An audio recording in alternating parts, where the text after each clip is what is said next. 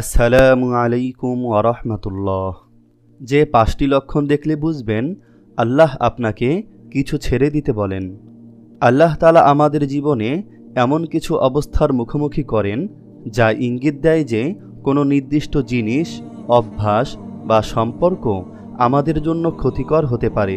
তখন আল্লাহ আমাদের কিছু লক্ষণের মাধ্যমে ছেড়ে দিতে বলেন, যাতে আমরা আরও ভালো পথে চলতে পারি। এই ভিডিওতে আল্লাহ যা ছেড়ে দিতে বলেছেন এমন 5টি লক্ষণ তুলে ধরা হলো। তা হলো, নম্বর 1, কোনো নির্দিষ্ট বিষয়ে অশান্তি অনুভব করা। আপনি কোনো নির্দিষ্ট কাজ, সম্পর্ক বা সম্পত্তির সঙ্গে যুক্ত থাকতে গিয়ে মনে শান্তি পাচ্ছেন না। যত বেশি ধরে থাকার চেষ্টা করেন তত বেশি অশান্তি বা অস্বস্তি বাড়ে। এটি আল্লাহর ইঙ্গিত হতে পারে যে ওই জিনিসটি ছেড়ে দেওয়া আপনার জন্য ভালো। যদি কোনো নির্দিষ্ট বিষয়ে স্থায়ীভাবে অশান্তি অনুভব করেন তবে এটি হতে পারে যে আল্লাহ তাআলার পক্ষ থেকে একটি ইঙ্গিত যে সেই জিনিস আপনার জন্য উপকারী নয় এবং তা ছেড়ে দেওয়াই আপনার জন্য কল্যাণকর।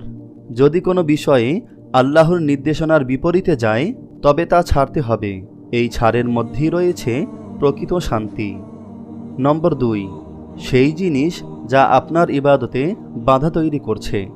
যদি কোনো কাজ, সম্পর্ক বা দুনিয়ার কোনো বিষয় আপনাকে আল্লাহর ইবাদত থেকে দূরে সরিয়ে দেয় বা আল্লাহর স্মরণে ব্যাঘাত ঘটায়, তবে এটি আল্লাহর নির্দেশ হতে পারে যে আপনি সেটি ছেড়ে দিন। রাসূলুল্লাহ সাল্লাল্লাহু আলাইহি ওয়াসাল্লাম বলেছেন, যে ব্যক্তি আল্লাহর জন্য কোনো কিছু ছেড়ে দেয় আল্লাহ তাকে এর পরিবর্তে আরও উত্তম কিছু দান করেন। তিরমিজি, হাদিস নম্বর 2481। নম্বর 3, অনবরত বাধা বা সমস্যার সম্মুখীন হওয়া। আপনি সেই বিষয়ে বারবার চেষ্টা করেও সফলতা পাচ্ছেন না বা প্রতিবার নতুন নতুন সমস্যার সম্মুখীন হচ্ছেন। এটি আল্লাহর পক্ষ থেকে ইঙ্গিত হতে পারে যে আপনি ভুল পথে রয়েছেন এবং তা ছেড়ে দেওয়া উচিত। যদি জীবনে কোনো নির্দিষ্ট বিষয়ের কারণে বারবার বাধা বা সমস্যার সম্মুখীন হন, এটি আল্লাহর পক্ষ থেকে একটি ইঙ্গিত হতে পারে যে সেই বিষয়টি আপনার জন্য উপকারী নয় এবং তা ছেড়ে দেওয়া উচিত। নম্বর 4, অবৈধ বা সন্দেহজনক বিষয়ে ছেড়ে দেওয়া। আপনার কোনো অভ্যাস, পেশা বা সম্পর্ক যদি হারামের দিকে নিয়ে যায় তবে তা থেকে বেরিয়ে আসতে হবে। আল্লাহ চান আপনি তার পথে আসুন এবং পবিত্র জীবনযাপন করুন। অবৈধ বা সন্দেহজনক বিষয়ে ছেড়ে দেওয়ার বিষয়ে কোরআনে গুরুত্বপূর্ণ নির্দেশনা রয়েছে। আল্লাহ বলেন, হে মানুষ, পৃথিবীতে যা হালাল এবং পবিত্র তা থেকে খাও এবং শয়তানের পদঙ্ক অনুসরণ করো না। নিশ্চয়ই সে তোমাদের প্রকাশ্য শত্রু। সূরা বাকারা, আয়াত 168। নবী করিম সাল্লাল্লাহু আলাইহি ওয়াসাল্লাম বলেন, হালাল স্পষ্ট, হারামও স্পষ্ট, তবে তাদের মাঝে কিছু সন্দেহজনক বিষয় আছে। যে ব্যক্তি তা থেকে বেঁচে থাকে সে তার দিন ও সম্মান রক্ষা করে।